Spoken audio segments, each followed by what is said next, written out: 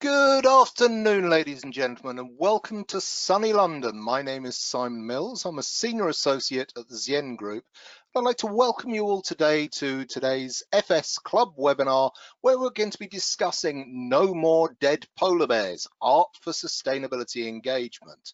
I'm joined by Susan Israel, the founder of Climate Creatives, which engages people on sustainability topics through participatory public art and experiences. As always, the agenda for this webinar is very simple. Following my introduction, Susan is going to make her presentation, and then we're going to move on to the question and answer session. I'm afraid that you're all muted, but you are able to submit your questions to Susan through the chat tool to the right of your screen. Please do chip in at any point of the proceedings. I'm going to be collating your questions and I'm going to put them to Susan at the end. As with all of our FS Club webinars, we're going to be recording this session and you're going to be able to access Susan's slides and presentation at a later date. Before we move on, I really must thank FS Club members who've opened up our webinar series to the public.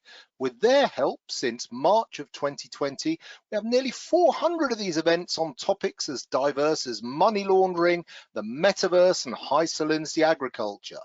The FS Club is the premier global executive knowledge network for technology and finance, where members and their guests can meet over a glass of wine to debate key issues which impact on financial services, technology, and society. Very much like a 21st century version of the city's 17th century coffee houses.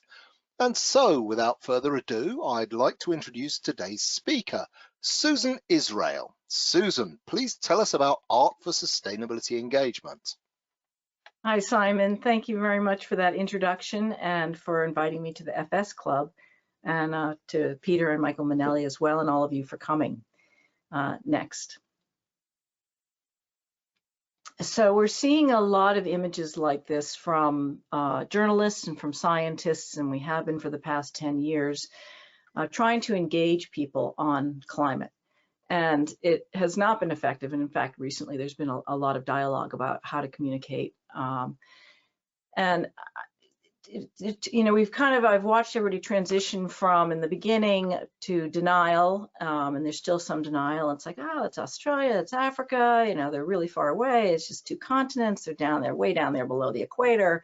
But then we have these fires in California and the floods in Germany and the heat waves in Europe, and all of a sudden people are feeling like, oh my gosh, this is really going to affect me. And we're now transitioning over to the other side of denial, which is this problem is so huge and scary, there's nothing I can do about it. The other argument that people keep saying is that it's too expensive to act on it. Next. So fortunately, industry is getting on board with making climate commitments, and the financial industry has really ramped things up in the past few years. It's become a growing movement. This is a graphic from the United Nations Global Compact, where organizations are making climate commitments, and just a shout out for Greenfin, which is in New York this week, and that's a great gathering of different organizations through GreenBiz. And the good news is a lot of banks and financial institutions are getting on board with making commitments. Now, the UN commitments, as you probably know, are woefully inadequate and far below what needs to be done. But the thought in the climate community is that you need to get people on board, engaging them in the idea that they have to make commitments, and then you can ratchet up those commitments later. And so that engagement piece is really important as a first step. Next. And so why does engagement matter? We're basically asking people to make a moonshot.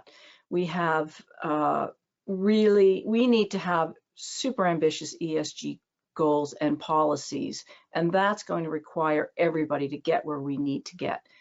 And when I say everybody, I mean everybody. I don't just mean that companies have to set the agenda and they have to decide that they're going to make these goals and then send a message down to the company, because what happens with that is somebody says, oh, this this is a new thing in addition to the job that I already have to do, where I'm already behind, and I'll do it tomorrow, and I'll do it next month, I'll do it next quarter, and the next thing you know, it's next year, and the commitments are missed. And so people have to be personally committed to it to really want to tackle it in addition to what they're already doing. Plus, they also know their own role and responsibility, whether that's at work or at home. They know the low-hanging fruit. They know how to plan for changes in the future. And when you bring everybody into the pool and everybody thinking together and working together, you get some synergy, and you get some exponential impact. And you can see from my math why I'm not in the financial industry. Okay, next. So who needs to be engaged? This is a wicked problem.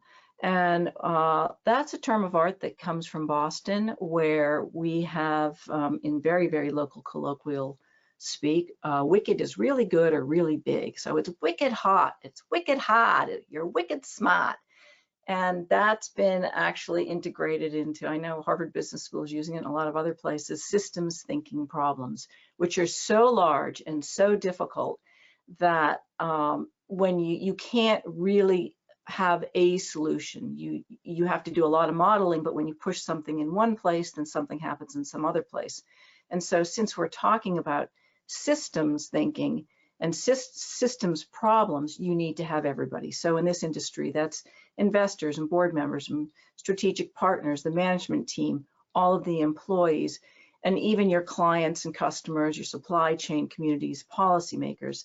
And I spoke to the head of sustainability at Bank of America. He said that they're going to have ESG requirements for their commercial clients, their commercial customers moving forward.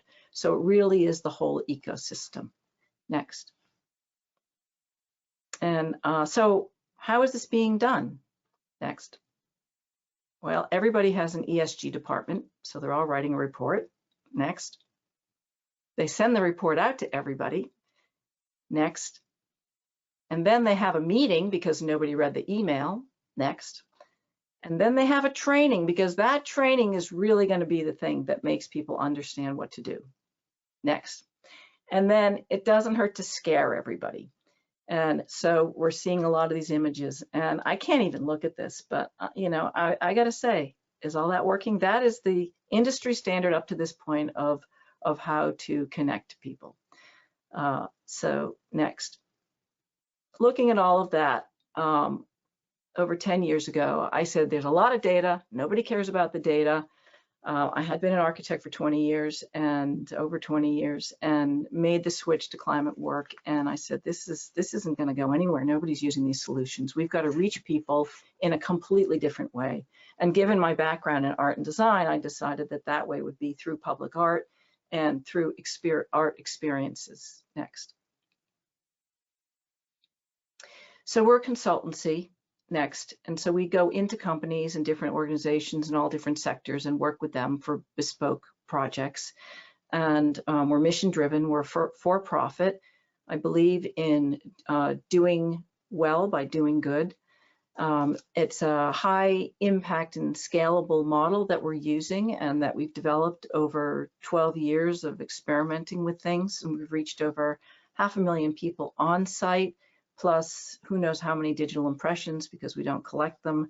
We believe in going to where people are. So rather than trying to attract people to you for your message, you've got to go where they are and talk to them in a way that they can hear you and give them tools that they can use. And so we've worked with over 140 diverse partners in all different sectors, including internationally.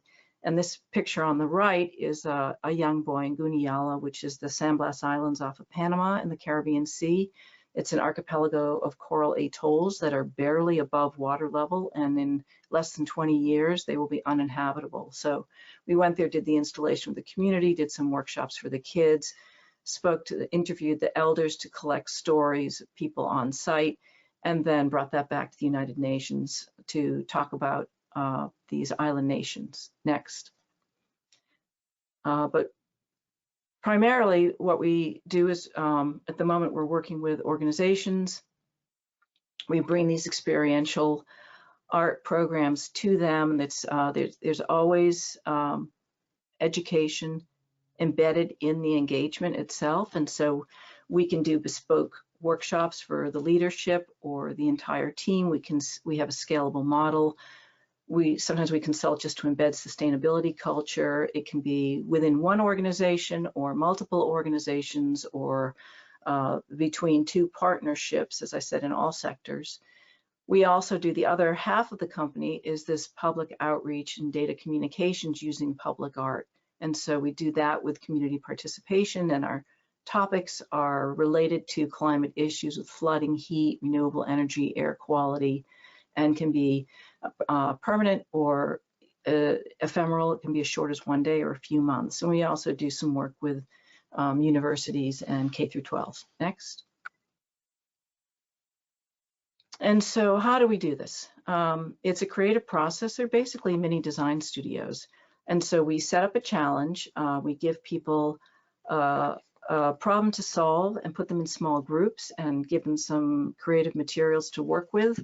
The solution has to be created in built form, even if it's not a built form solution. So it could be a service or an app or a process, but they have to represent it in built form because that gets them to a finish point. So instead of walking out with a fistful of Post-its, you've actually come to a complete idea with next steps and a plan to go forward. The process itself, we break people into small teams, and so it's very relational. You're working in community, and you're solving a problem. So even though we've set it up in the beginning with a discussion about the problem, you're learning about some solutions, you're coming up with more solutions with your group, and that gives you a feeling of hope and agency, which is really essential in dealing with such a really an existential problem. And so everybody walks out really happy. It's a very joyful experience. Next. There's also some science which says that experience of having that positive experience when you're grappling with the data translates to your ability to learn about it.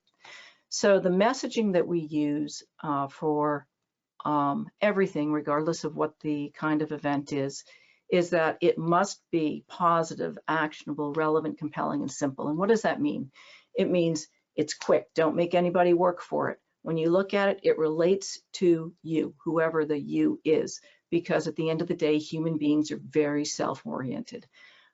It has to be relevant to their lives. Otherwise, they're not going to care about it. Nobody cares about, we did that whole project about Gunayala, and I'm thinking nobody really cares about somebody who lives on these islands, but a few people care, and the United Nations cares. It has to be compelling, but we filter it through the art so that it's not flattening like the images that I showed you earlier. And there has to be an action. Don't send people home without something to do. Otherwise, who cares? Next.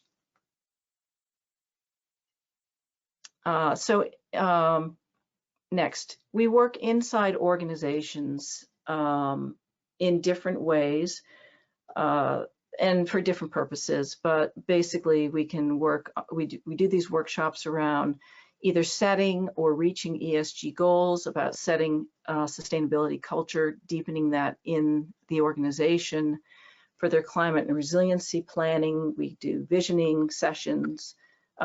It's great for inclusion and diversity because it really flattens the hierarchy and it opens up communications. People get out of their silos, whether they're work silos or personal silos. It's really the ideas that have currency and not title, and other factors just kind of fade away as people try to solve a problem in a small group. We've used it for public health and various client topics, and it's a great Trojan horse if you have a cold audience. We did it at Harvard Business School for the first years, about 10 years ago. It was a very cold audience. Half the professors at that time didn't believe in climate change. Fortunately, they've moved very far ahead from there. But so we had them design a sculpture that generated renewable energy and was layered on with other messaging. And it can be used for launches, setting goals, and aligning the team. Next. And it's extremely engaging and extremely fun. The benefits of it are basically the same benefits that you get from team building. So you could also be sort of flipped on its head that it's brought in as a team building. Everybody's going to get together and feel really great, but instead of rowing or rope climbing or, splatter art or whatever it is you do, there's content that's embedded in the process. And so again, it could be kind of a Trojan horse either way.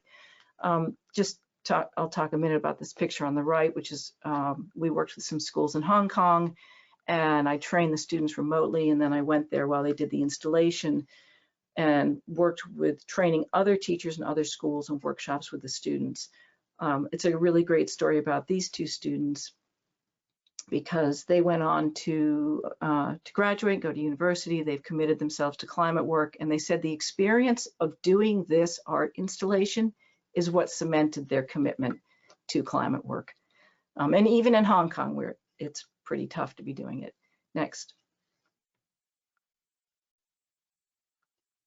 So my mantra before COVID was hands-on, face-to-face. Everybody has to get back in the same room together. And then COVID hit, and we had projects around the world. In 1 week, everything got canceled. So we developed a way of working remotely, which is very useful now. Instead of working in built form, we work in images. It's the same exact process. We use breakout rooms to put people, again, all of the same principles of working together in small groups. And these are just some examples of things that we did at Boston College. They had a public health conference going on. And so there's nutrition, global nutrition, mental health going around clockwise, water scarcity, and sea level rise. Next. So that's a way that we can do the same exact process remotely. And then we also, the other leg of the company is the outreach, and the connection back to industry is through sponsorship. Next. And so companies can help communities supporting them in their climate adaptation work. The biggest project that we've done to date is Rising Waters. We've done it in over 35 installations in 3 countries and have developed a scalable model using it. It's a flood warning project that shows where the water will be in the future. You can see the dates on the column there. That's exactly where the water will be under certain scenarios. And again, what I said about showing the data and having it be compelling, you can kind of measure that with your body, but it's not as I will say disagreeable as looking at pictures of people wading through flood water. And so we did this in Broward County, which is Florida, not the epicenter of climate change awareness, but Broward County school system is pretty fantastic. So there was a summit for 800 students. We installed this at the Museum of Discovery and Science in Fort Lauderdale and gave them some trainings, and then they ordered the materials and they did 16 installations without us. Next. And so that's the scalable model that we're using for all of our projects.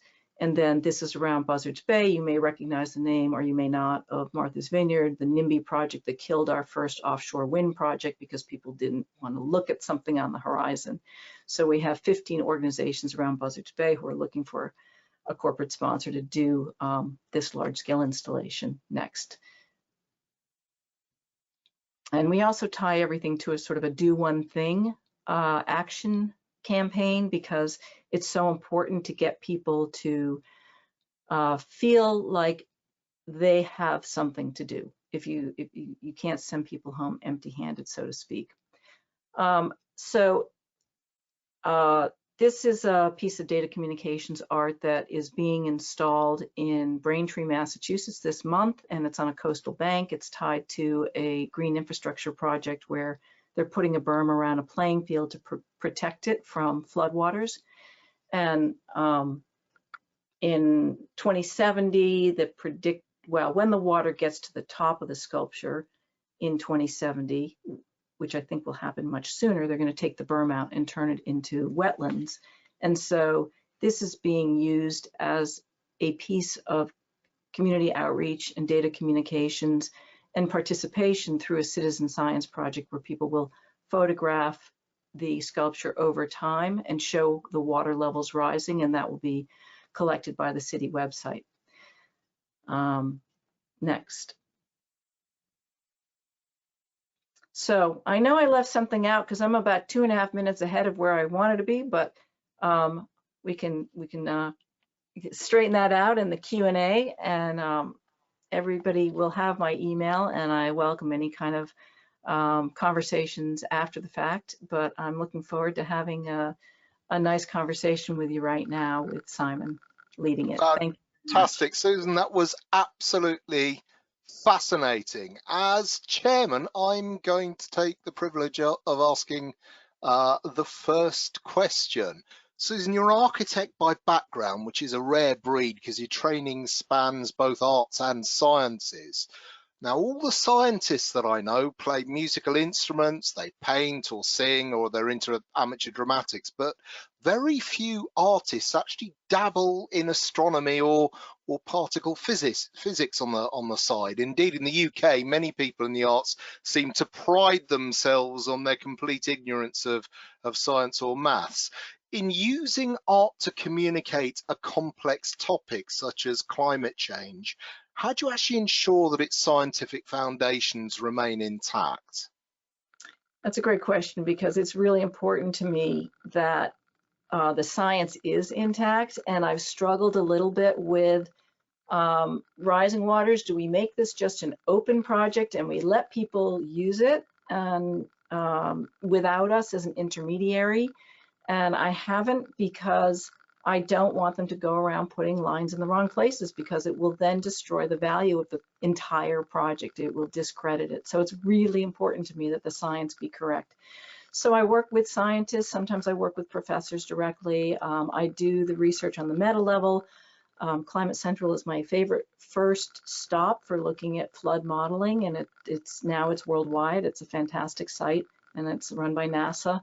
I make sure that my sources are impeccable. So NASA has a lot of really great data, and then what I'll do, I'll take it at sort of the first cut, but I will always go to the local resources. So when I was in Hong Kong, I went to the Hong Kong, the astronomy, I forget the exact name, but their astronomy is kind of their scientific center, and I looked at their data, and I also did research on in local newspapers to look at where the typhoon had been, and then I looked at sort of images of where it was and compared that to Google Maps, and so a lot of in the weeds. When I went to Panama, because those are a little more out of reach, I can't just talk to the local climate compact like I did in Florida. So I called the Smithsonian Tropical Research Institute down and went and visited them down in Panama, and they reached out to local scientists and got the best data that could be gotten. So yeah, it's really important to me. And on this air quality project, I'm working with universities and professors who are doing air quality studies. So it starts with the science. And I will say that I really don't, I'm a real layman. I really don't know a lot about science, but it doesn't, but somebody does. And so that's why we work in collaborations. There's some really fantastic data visualizations out there at the moment, and I've seen some gorgeous T-shirts. So I think that creating data in a pretty and easy to understand way is a really great way of getting information across. Now you've spoken about rising waters. Could you describe a couple of more big projects that you've got coming down the pipeline? Sure. So I mentioned the air quality, and I had been working with a professor and a team of students at Olin College. He was doing air quality sensors around in the airport neighborhoods around Boston. And that, unfortunately, he just kind of ran out of capacity for the art piece of it. But now I'm working with University in Maryland, and we're going to do kind of pick up where I left off. And so we're going to be collecting data from around Baltimore and showing it on a large piece of public art using lights as the visualization, collecting the ultrafine particles as well, not just the background air quality, because you can look that up on a weather app. You don't really need something, but ultrafine particles are extremely local. They're from airplanes and buses. They're the more toxic particles because they lodge in your lungs, and they cause all sorts of illnesses, like not just asthma, but diabetes and heart disease and other illnesses, obviously cancer. So we'll be able to show in real time when there's a flash of these ultrafine particles. And that's also a city with some serious air quality issues because of the, not just everything on land, but apparently the the vessels out in the harbor are just pumping out carbon dioxide, and they have a landfill that's also an incinerator that's in the city. And so they have, there's so many cities with severe air quality problems. So eventually what I'd like to do is have the pilot and then start to put these in different cities and even have small versions that people can have in their homes. Second one that I'm working on is an extreme heat project where you'll actually go into an enclosure and feel how hot it will be in the future. And again, it's these, and there will be some action items that people can do in each of these projects, but there's also an incredible visualization that I want to somehow tie that visualization that NASA did about increasing temperatures. It looks almost like a big urn, but increasing temperatures over the past 100 years, and tie that visualization to the extreme heat project. And again, have something which maybe people can have as more locally reproduce it. But that, again, the extreme heat will collect data from other places and do some comparisons, but people will have that experience of feeling it in their bodies like, oh, wow, it's going to be really hot in the future in this location. And how many days will it be this hot above today's temperature? Right now we have 10 days above this temperature in the summer, but in the future we'll have 90 days above this temperature. Now, there was a fantastic piece of work that the Met Office and Oxford University did, it's got to be about 15 years ago now, which was mapping temperature changes over the whole of the UK for the next 100 years. And it was an absolutely fascinating tool. You could look what the weather was going to be like on your birthday in 100 years time, and whether it was likely to be a heat wave or what have you. It was really worth looking at. So I think what we'll have to do is we'll have to I need to remind myself exactly what that project was, see if it's still live, and I'll put a link out for anyone who's interested. Now, great. Susan, you've been working in this space for 20 years. In your opinion, over this time, has the conversation on climate change moved on? So actually, I was an architect for over 20 years, but I didn't really start working on climate until I read Hot, Flat, and Crowded and An Inconvenient Truth. I shouldn't say that. I did some projects, some public art projects when I was younger, and then in my 20s, and a little bit along the way. But really, I read those two books, and I say that people don't respond to data, but I do think of myself as kind of an exception, because I said, wow, nothing else matters. If I don't work on this, it doesn't matter. And it doesn't matter what else I do. So I started working on climate. I started a green practice. That's when I discovered that, wow, I respond to data, but other people don't, because I couldn't get people to buy even the simplest changes, even an LED light bulb. It was 2007, 2008, nobody was buying anything. And so I started at that point, and I would say that particularly in the US, the level of denial was shocking. People, I would say maybe 70% of people didn't believe in climate change. I'm thinking, how can you not believe in science? Science is science, it's not a belief. And that was when I said, oh my gosh, we need a sea change. We need a culture change. People have to be thinking differently. They have to understand this on a really intuitive level, and they have to be engaged. And because things have become in our face and unavoidable, we have now shifted to over 70%. If you look at the Yale study, they do poll US opinions about climate change, and over 70% of Americans, and I use us as sort of the worst case scenario, now believe that climate change is an urgent problem, but still not 100% of them think that we should be actually doing something urgently about it. So there's been a sea change, but I will also say that people have gone from denial because they didn't believe the science to people are in denial, sometimes for political reasons or because it's just too overwhelming and frightening.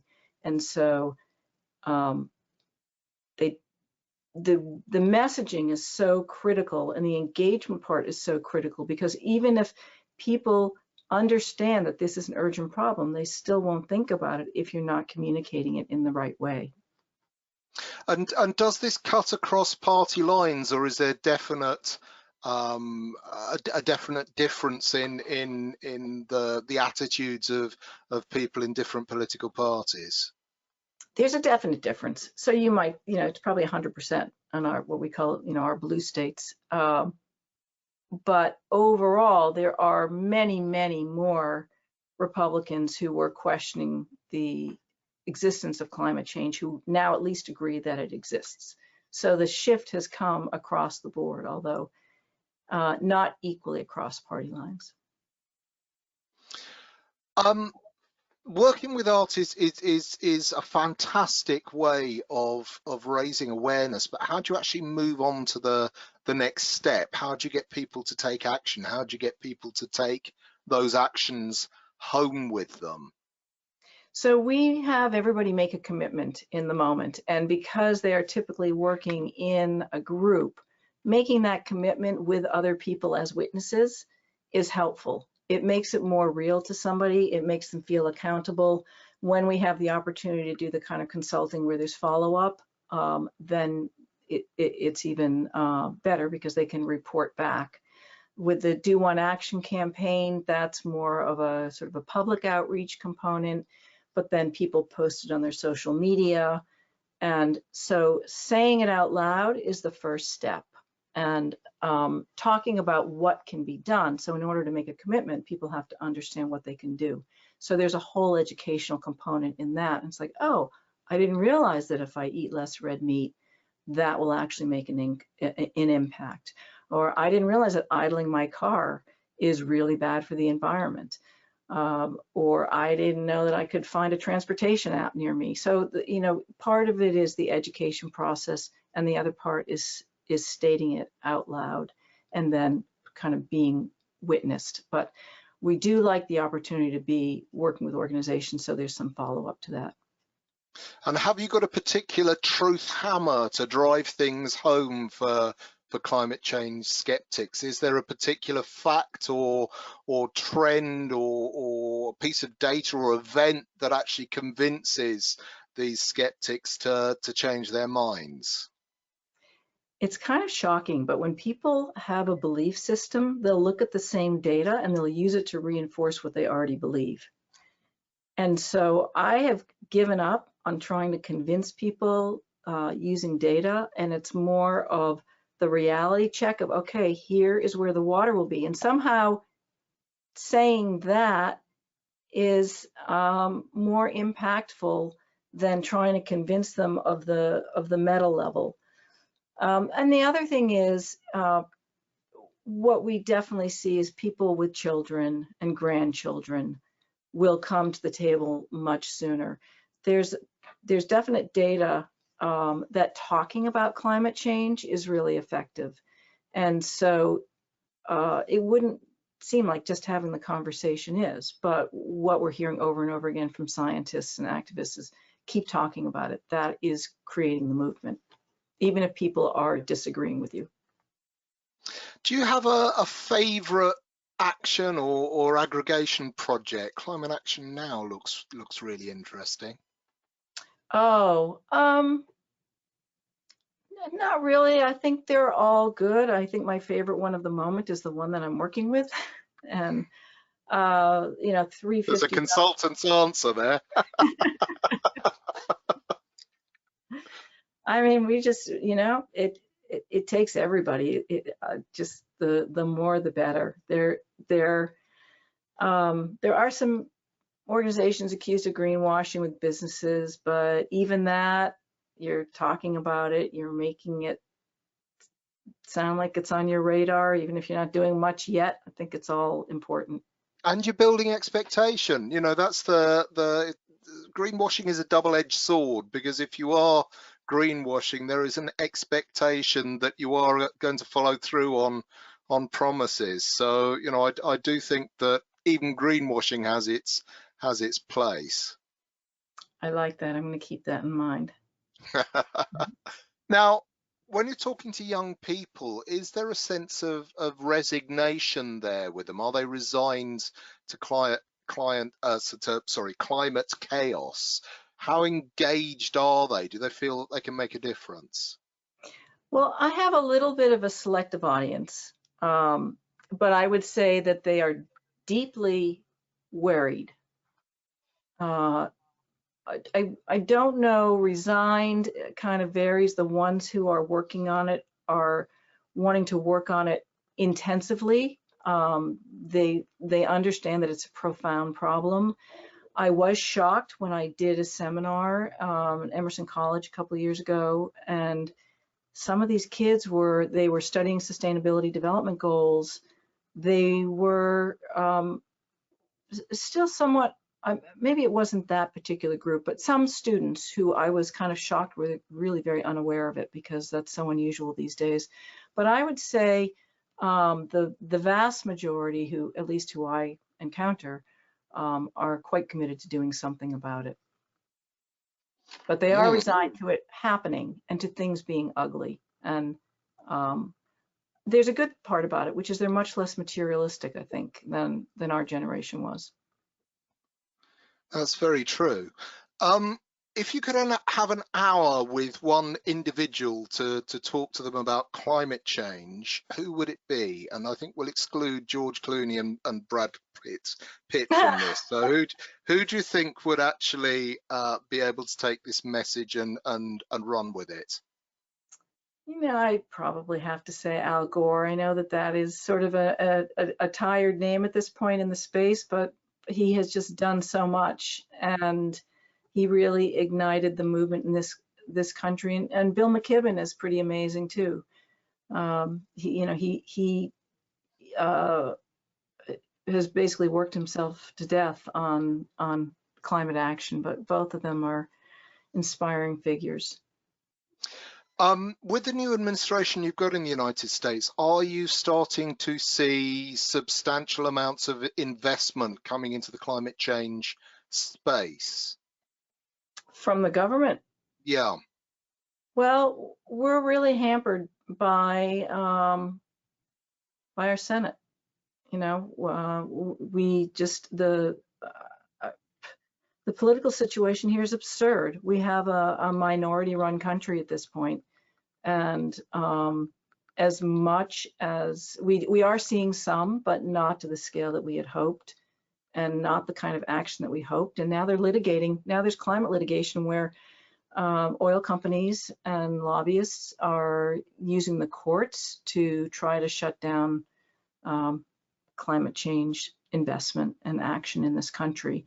So it's extremely disturbing. It's beyond disturbing. And you know, speaking of Al Gore, we kind of speculate, well, let's see, if the election had actually gone to him like it should have, would it have been better for the environment or less good, because he wouldn't have been able to focus on it 100%, and he still wouldn't have gotten it done in office? Or would he have gotten it done in office? It's kind of one of those things you can never know. It's yeah, it's quite chilling. Let me cheer you up a bit with a story, Susan. When I was working in the City of London, I was doing a lot of work on green roofs, and green roofs were particularly popular for a while in the city. Architects liked them because they added interest to buildings. Us planners loved them because they actually controlled localized flood events in the city. Because if you've got a green roof on a building, it's like a giant sponge, and it soaks up the water and it attenuates rain flow to the drains. And I was on a particular green roof in the heart of the city. I think it was the Museum of London green roof, and I was looking into the street and I was thinking, why on earth did London, when it built its sewers, not separate sewage from rainwater, because the rainwater could have just been diverted directly into the Thames. And then I had a revelation, because the sewage system in London was built in the late 19th century, and at that time there was something like 5 million horses working in London. So any rainwater coming off the streets was just as dirty as sewage. Then I got thinking about this a bit more, and I realized that in 1905 there were 5 million horses in London, and by 1920 they had virtually all gone. And if you think of the amount of money invested in horses at the time, there were the stables, there were the feedstock people, there were the knackers yards, there were the saddlers, the carriage makers, this huge industry supporting horses, and it disappeared very rapidly because the internal combustion engine came in. It was a better and a cleaner technology. Now just think, if the horse lobby had the same power as the internal combustion engine lobby today, we'd still have horses. That's probably true. Absolutely. So there we are. Anyway, ladies and gentlemen, I'm afraid that time has caught up with us. I know that some of you still got questions to ask. Please do contact Susan to continue this discussion. You can email us and we'll pass your questions on. We're also going to be posting a recording of this presentation online in the next couple of days, so you can revisit what Susan has said. It just remains for me to thank members of the FS Club for making today possible.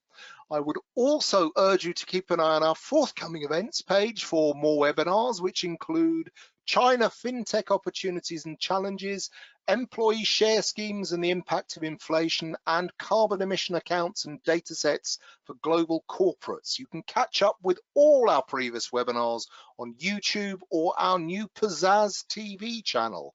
We hope to see you again soon. Susan, thank you so much. Goodbye. Thank you, Simon, and thank you everybody for listening.